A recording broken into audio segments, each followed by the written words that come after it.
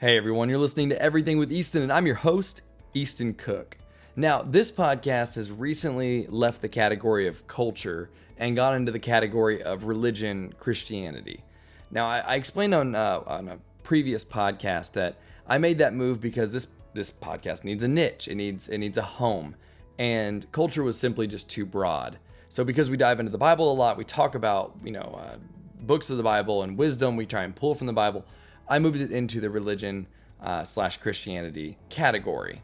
But that doesn't mean that we're not going to still cover just about everything. So there are times when we're not going to dive into the Bible. There are times when instead we'll talk about things I've experienced or I've heard about or I've read about and I have opinions on, or I simply have on my mind and would like to simply just discuss with all of y'all. This is one of those episodes. We're not going to be opening up the Bible. We're not going to be diving in. We're simply just going to talk about a trend that I've heard about and I've got some opinions on, and it's quiet quitting. Now, I'm not big into TikTok where this trend really kind of rose up. I post maybe once a year or so on TikTok. I could be better at that. But this trend has crept into my awareness, and it really goes well with some opinions I personally have on the subject. So let's go ahead and define it first. What is quiet quitting? Well, quiet quitting refers to doing the minimum requirements of one's job and putting in no more time, effort, or enthusiasm than absolutely necessary. So basically doing the bare minimum, basically doing your job, right? This isn't revolutionary. This isn't groundbreaking, a brand new idea. I can't believe it. It's just a rebranding of something that people have always done. Quiet quitting also has a subcategory, act your wage. This means that the amount of labor that you're putting in reflects the amount that you're getting paid. You simply do no more work than is actually required of you. Now, I have some thoughts about both. And like I said, not diving into the Bible on this one. On this one, we're just going to talk. I'm just going to give my opinions. But if you ever wonder, well, where your opinions, where they come from? Well, a lot of my wisdom or my morality or whatever you want to call it, it does stem from the Bible. So if you're ever curious and like, well, how'd you get there? It could probably be traced back to the Bible. But let's go ahead and dive in and just have this discussion. Number one, quiet quitting is simply doing your job, not going above and beyond because you're aware that your employer probably wouldn't go above and beyond for you. I've had my own examples of this type of thing, right? Of going above and beyond at work only to be shot down for the smallest of requests. You shouldn't be missing out on funerals, weddings, special events, and simply life in general because your employer doesn't want to properly staff the business. How many of us have busted our butts at work? I'm talking just gone above and beyond. You were incredible for years in whatever work you're in. You're reliable. You're a strong employee, constantly receiving positive feedback for your performance. Then one thing comes up that you really need to be off for, and your employer wants you to find a replacement. Your employer needs some time to think about your requests. But you try and find a replacement, and nobody will pick up your shift. So your employer makes a big deal out of it, makes you feel guilty for missing work because how could you? And it feels like the last 800 to 1,000 days of perfect attendance and incredible work ethic and incredible work performance mean nothing because of the 1 or 2 days that you need off.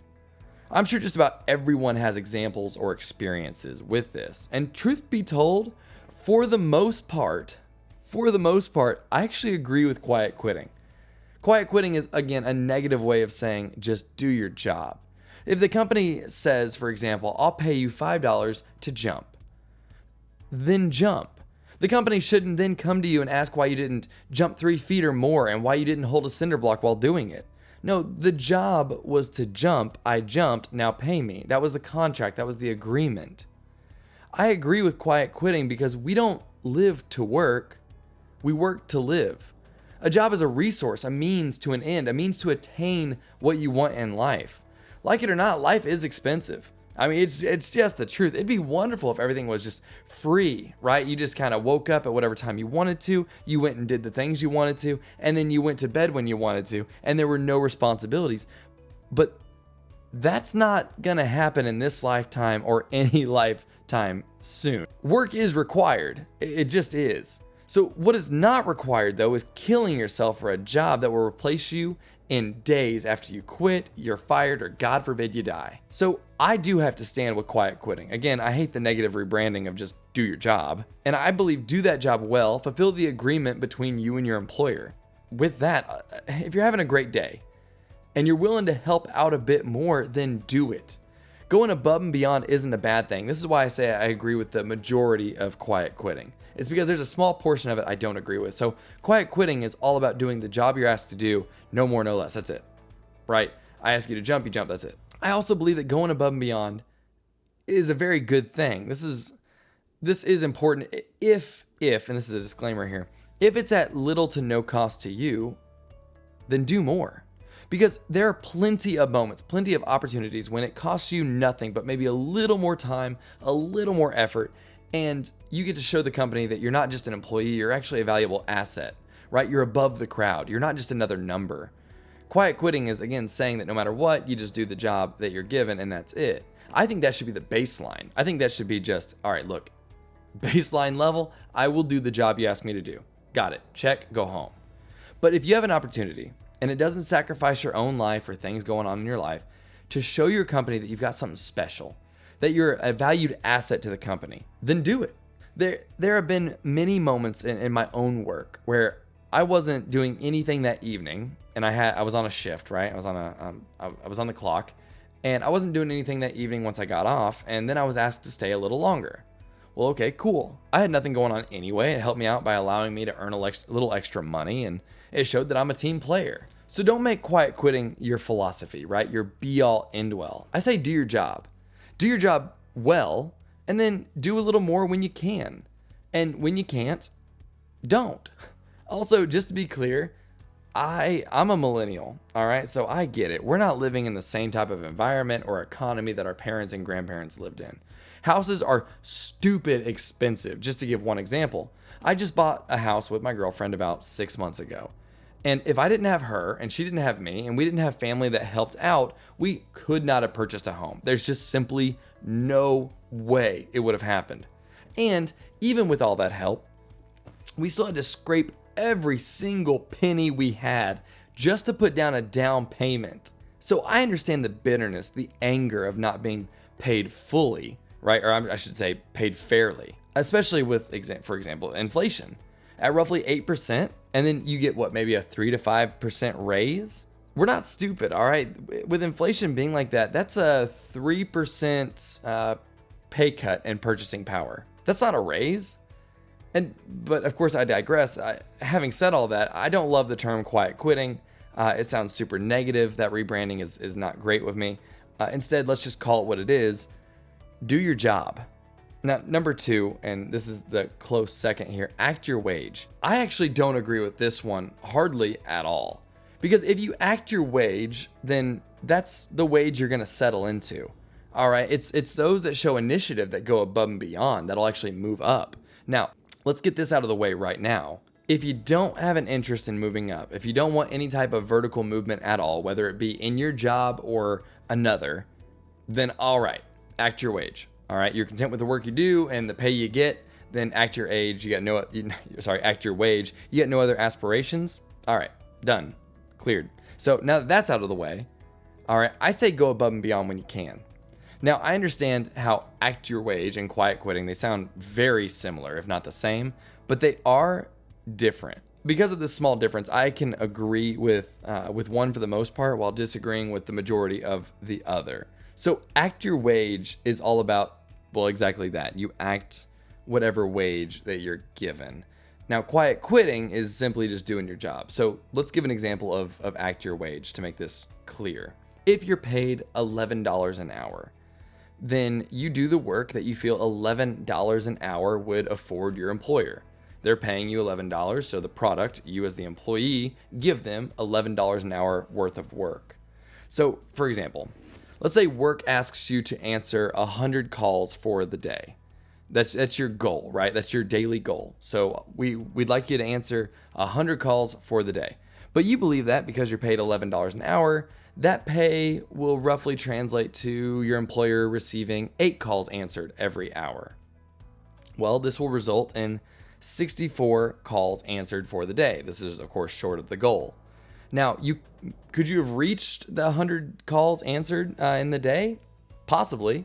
but you ensured that you took decently long breaks and that you kept clients on the phone longer than necessary and etc., right? Whatever. Just to make sure you only got 8 calls answered in that hour because you were acting your wage.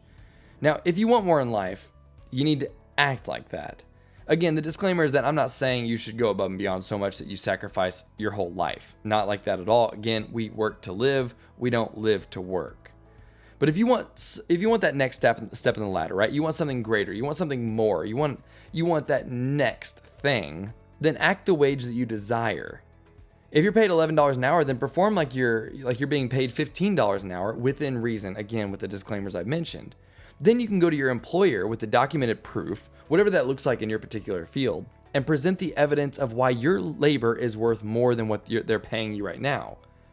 If you made yourself out to be invaluable, just a major asset to the company, then great. More than likely you'll get that raise or at least have a conversation on a new negotiation for pay. If you act the wage you're currently paid at, then that's all you're going to get. You're going to go up to your employer and say, I'd like a raise. They're going to look at your performance and say, well, you're acting like the way we pay you is correct. So no. Okay. Also, is it possible that you do all this work, right? You make yourself out to be an asset for the company, and then the company still pushes you aside? Yes, it is possible, but that's on the company. All right. There are other jobs out there. Don't box yourself in. Weigh your options and make the correct move for yourself. Looks different for everybody, but to sum it up, acting your wage will get you your current wage. That's it. So instead, I say bloom where you're planted. And this is number 3 for today. Bloom where you are planted. There's a movie I absolutely love called Facing the Giants. I highly recommend it if you haven't seen it. As a matter of fact, while I was writing this podcast, I was like, ooh, do I own that movie? And I got on Apple TV. It's like $7. I purchased it right there because I love it. It's just a great movie. It's about a high school football coach who can't seem to win. I mean, no matter what he does, this guy just can't win. He's on the brink of being fired, and his personal life is falling apart on top of all of it. Finally, this preacher visits him and explains to the coach that God opens doors that no one can shut, and God closes doors that no one can open. And so he said, right now, you're the coach. Whether you're the coach tomorrow or not, right now you are. You're here. And whether you're doing a crappy job or the best job in the world, you are here. You've been planted in this position. So you should bloom where you're planted. And this stuck with me, and I think it exceeds far beyond work and relationships, family, friendships, whatever it is. Wherever you are, it's where you are. So you might as well bloom where you're planted. One day, you'll walk through another door in life, right? You'll get another opportunity. But until then, why not just be the best you can in the place you're at? Anyone can be mediocre. Anyone can be planted and then all of a sudden wilt. That's easy. It takes discipline, heart, courage to bloom where you are. This is why I don't agree fully with act your wage, because acting your wage gives you no room for growth. You're simply saying, oh, you're paying me this, well then all you're going to get is this, and then you're stuck in this endless vicious cycle. You don't blossom, you just stay stationary. And that's not something I can get behind. Again, if you're content and you've gone as far as you want to go in life, all right, then I guess you have your answer. But if you haven't, until that next door opens, bloom where you are planted. And that's all for today, y'all. Agree or not, these are my opinions on quiet quitting and acting your wage. I cannot stress this enough.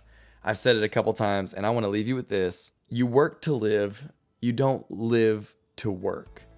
So please experience life. But when you're at work, when you're there, give 110%. One of my biggest regrets is that I put work first and I didn't go to one of my best friend's weddings. I was so afraid of getting in trouble at work that I actually canceled going to the wedding. I regret that. And I'll regret that for the rest of my life. But I learned from that experience.